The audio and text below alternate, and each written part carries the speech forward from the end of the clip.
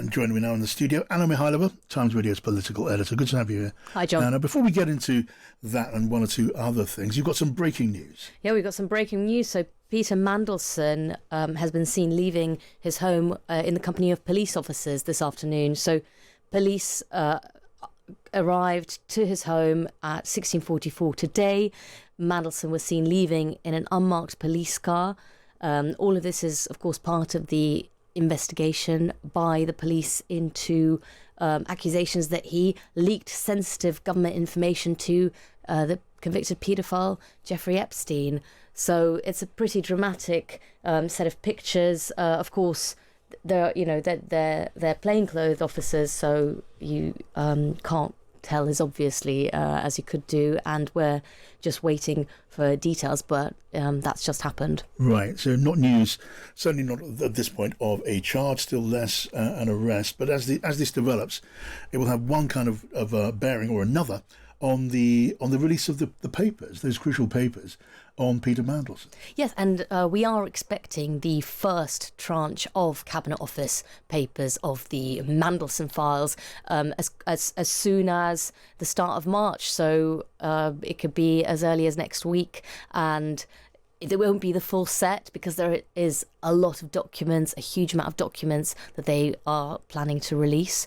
But the first set of those releases about the appointment of Peter Mandelson to the US will start to come out. And, you know, every time this story is back in the news, John, so just these pictures of Mandelson today are going to remind people about this scandal and be a thorn in Keir Starmer's side. The Mandelson affair has some of the highest name recognitions in terms of how it's actually cut through to the public. When you speak to people who've done the polling and the focus groups on this, people actually really know the name, the scandal, what's going on, which with a lot of these Westminster stories often doesn't actually happen. They're very big for us, but not to the wider public. And this is different, and this will keep just reminding people. Every twist and turn of this story will remind people of it. And this goes every bit as much or more when it comes to Andrew Mountbatten Windsor.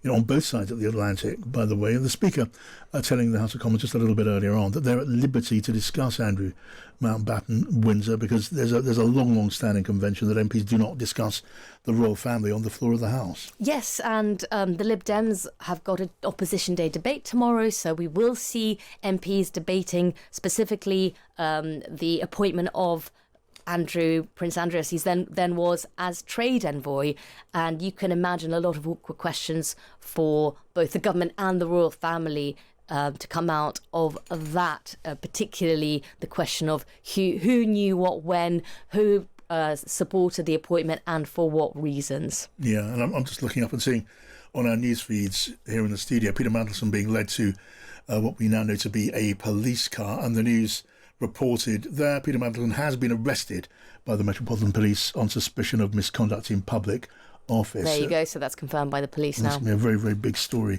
I guess, this evening and through these coming hours. So, just in the last hour, and I can see the picture just continually looped on the news channels of Peter Mandelson being led by police to a police car. He has been arrested on suspicion of misconduct in public office. A Met Police spokesperson said the arrest followed search warrants at 2 addresses in the Wiltshire and Camden areas. Mandelson, of course, has denied and denies any wrongdoing. Danny Shaw is the policing commentator, former Home Office official. Danny, welcome. Good evening, John. Hi. Hi. So it's a big moment.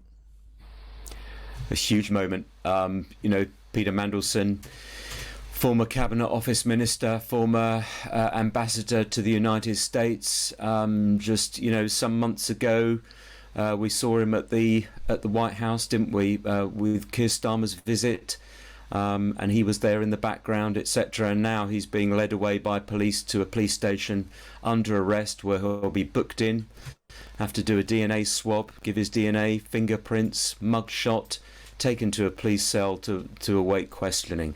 It's extraordinary developments coming after Andrew Mountbatten Windsor's arrest last week. Yes. I think Mandelson, being the very sort of canny operator and experienced politician that he is and knows how these things work, will have been expecting this. He will know that some of the allegations against him, and he will know that police have been searching his properties, obviously, and so he will have been expecting the knock on the door.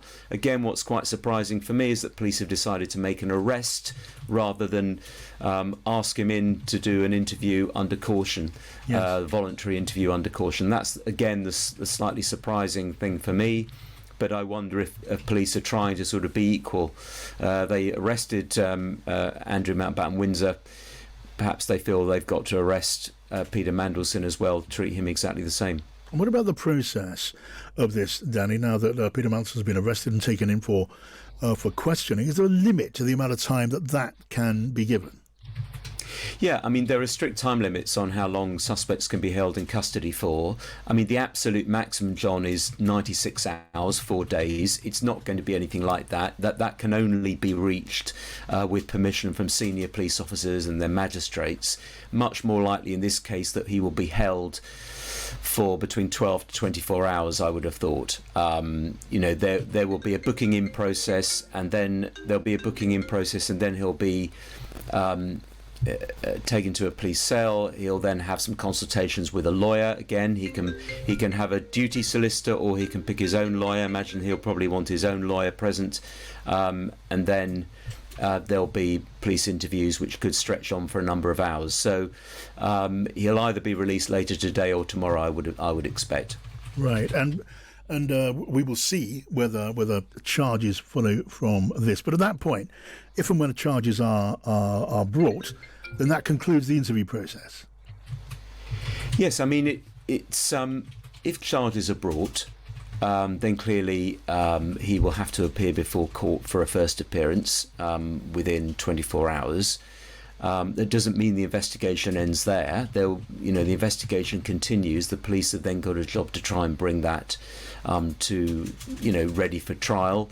There may be investigations into other allegations, but if he isn't charged, like Andrew, he could be released under investigation. The inquiry continues. He's not in the clear, or he could be released on police bail, or there could be no further action taken against him whatsoever, in which case he is in the clear. So, I mean, there are a number of different options. This is just the first stage in what I expect will be quite a lengthy process. Danny Shaw, thank you, Danny.